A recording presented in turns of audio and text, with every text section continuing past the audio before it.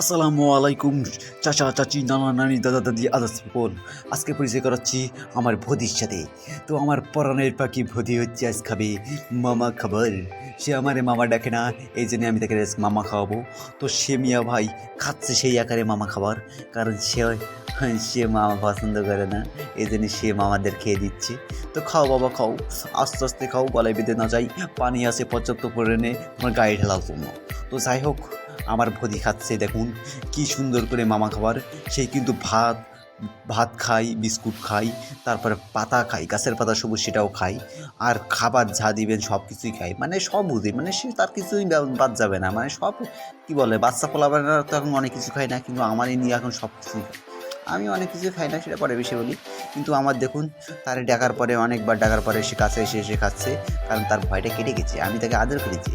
তারপরে খাচ্ছে খেতে খেতে আমি ভাবছি আমি এক গাল দিব কিনা আমার গালের ভিতরে, কিন্তু থাক, সমস্যা নাই, দিলাম না। তো আয় বাবা আয়, বদি আয়, খেয়ে যা বাবা, খেয়ে যা, আমারও কাজ আছে।